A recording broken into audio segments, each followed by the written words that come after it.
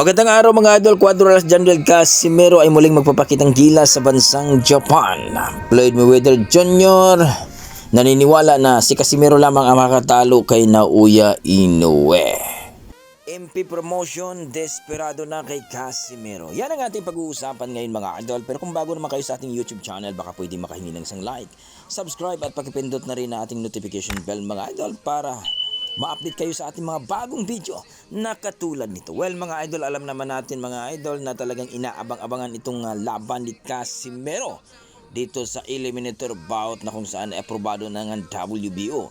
Bagamat hindi man pinangalanan kung sino makakalaban dito kay Casimero, pero nakakagulat daw nasa 70% na daw ang negosyasyon nito na mapalaban dito kay Casimero.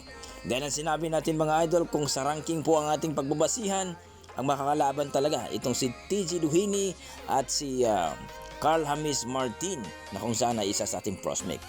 Yan po mga idol, kung pipiliin po ni Martin po ang WBO kasi nasa ranking naman po siya ng IBF Super Bantamweight Division. At dito nga mga idol muling magpapasikat ang ating pambato na si Alas sa bansang Japan. At sinisigurado daw ng promoter na maganda daw ang kondisyon ni Alas at mabigyan daw ito ng strength conditioning coach.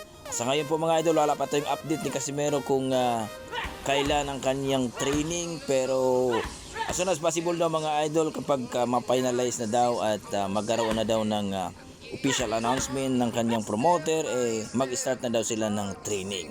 Sa kabilang banda mga idol, Floyd Mayweather Jr., alam naman natin na kusunada ito kay Cuadro General Casimero, ay nagpahayag nga na talagang si Casimero lang daw talaga ang makakatalo kay Naoya Inoue sapagkat ang lakas at timing daw nandito kay Cuadro Casimero at ang kanyang depensa na kagaya daw niya na malupit ang kanyang shoulder movement daw. Ika nga talaga daw na may tulog itong si Naoya Inoue kung sakaling maglaban sila. Yun nga lang mga idol, kailangan na mag-training daw ng maayos si Cuadro Casimero at mayroong strength conditioning coach at talagang mayroong proper guidance. Well mga idol, ayon nga sa ating pambato na si Alas, talaga namang magkakaroon daw siya ng strength conditioning coach ngayon sa laban niya dito sa eliminator bout. Well mga idol, ito nga no, itong MP promotion sa katauhan ni Sean Gibbons na nag-offer na tutulungan daw ito na makabalik dito sa MP at talagang tatanggapin daw niya kapag dahil gusto daw itong i-promote ang kanyang laban dito kay Naoya Inoue. Well mga idol, ayaw nga no ng Cuadro Casimero na babalik sa MP sapagkat dito nga sa TBP magandang buhay daw niya. Well mga idol, kung maikasa nga daw ang laban dito kay Casimero at Naoya Inoue sa kanyang promoter dito kay Masayuki Ito, posible na mag-renew uli ito sa pangalawang kontrata ang ating pambato na si Alas.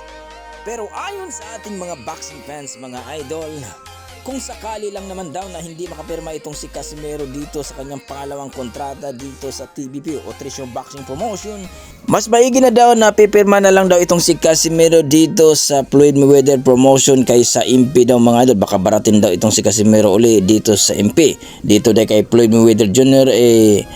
Maaari pang mapalaban dito siya kay Naoya Inoue sapagkat kinikilala daw itong si Floyd Mayweather sa mga organisasyon at talagang maalagaan at mabigyan daw ito ng sapat na training ayon sa ating mga boxing fans. Kayo mga idol, ano masasabi nyo dito? I-comment mo na sa baba mga idol para ating pag-usapan.